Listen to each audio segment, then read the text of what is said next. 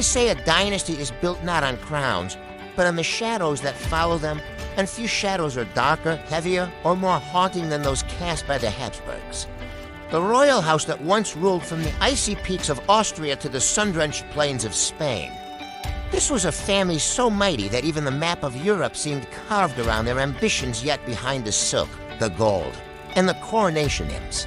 Their story reads like a catalog of misfortune, a lineage whispered about as the most cursed royal family in history. To understand why, we must step into a world where power came at a terrible cost.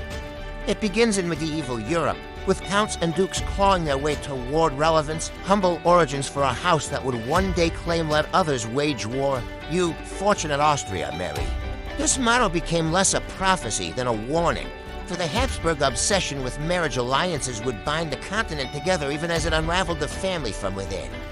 The method was simple yet catastrophic. Intermarry, fuse bloodlines. Consolidate territory not through conquest, but through the cradle.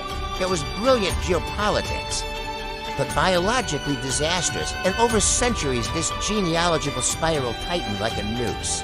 The infamous Habsburg jaw, the protruding lower lip, the elongated face became the most visible marker of a lineage folding in on itself, a physical signature of the dynasty's slow genetic collapse. But the curse of the Habsburgs was never just written on their faces. It hung over their lives like a specter. Consider Charles II of Spain, the last of his line, a king born more burdened than blessed. His family tree resembled a circle more than a branching lineage, and his body bore the weight of generations of inbreeding, frail, sickly, unable to chew properly, plagued by seizures, infertility, and a mind clouded by paranoia in his court. Whispers grew that he was hexed, that witches or foreign enemies had cursed him from birth, that no natural force could explain his suffering. He died at 39, childless, his autopsy reportedly revealing a body ravaged beyond the expectations of nature, an ending so dramatic it almost feels scripted, yet it was painfully, tragically real. And his death did not just end a dynasty, it plunged Europe into a war that reshaped the world. But to call the Habsburg curse merely biological is to overlook the darker, more human tragedies woven through their reign. Take the assassinations, Archduke Franz Ferdinand's death in Sarajevo, a single gunshot that ignited the First World War and consumed millions. Or the suicide pacts that punctuated the family's twilight years. Most famously Crown Prince Rudolf, the heir to the Austro-Hungarian throne, who ended his life at Mayerling alongside his young mistress, his mother Empress Elizabeth. Sisi, already fractured by grief and suffocating under the rigid protocols of the Viennese court, would later be murdered by an Italian anarchist's file-sharpened blade. Stabbed to death on a lakeside promenade not because of personal vengeance, but because her killer wanted any royal blood he could spill. Even Emperor Franz Joseph, who reigned for nearly 70 years, lived surrounded not by stability, but by loss. His brother executed in Mexico, his son dead by suicide, his wife assassinated, his empire crumbling beneath him.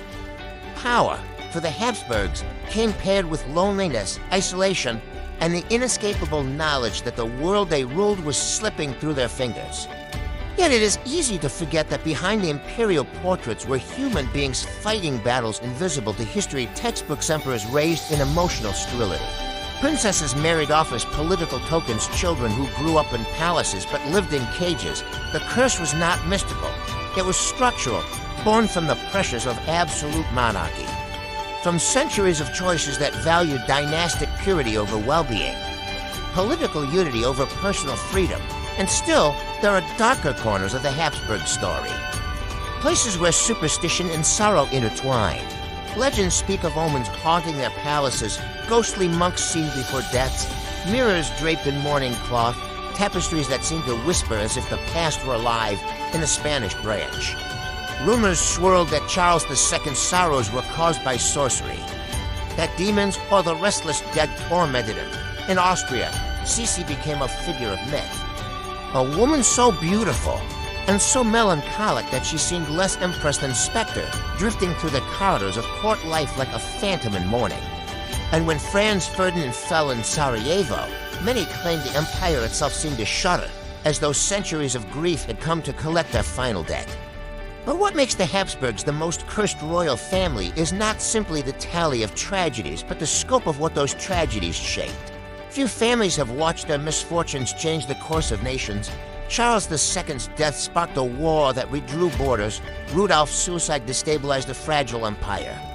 Franz Ferdinand's assassination cascaded into the bloodiest conflict the world had ever seen.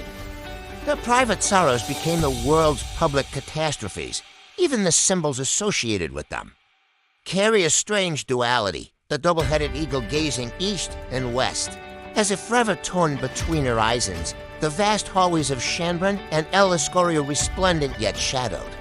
The portraits that show power etched on faces already weary with the weight of legacy today. The remnants of their empire linger like echoes fortresses on mountaintops. Palaces gleaming with faded glory, flags preserved in museums, diaries filled with anguish. The modern descendants of the family live quietly now, without thrones or armies, the old cursed genetic, political, emotional finally fading into history. Yet the fascination remains, for theirs is a story that satisfies the imagination as much as the intellect, a dynasty that soared higher than almost any other in Europe. It seemed relentlessly pursued by misfortune, a family that reached for eternity but was undone by the very forces they believed would protect them. The Habsburgs remind us that power does not guarantee safety, that the walls of a palace cannot keep out fate, that even emperors cannot escape the consequences of their bloodlines and choices.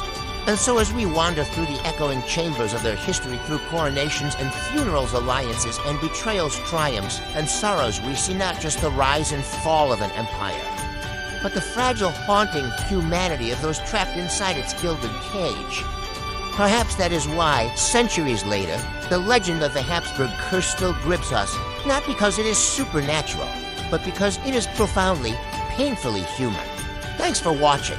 If you found this story as fascinating as we did, be sure to like this video and subscribe for more deep dives into the shadows of history.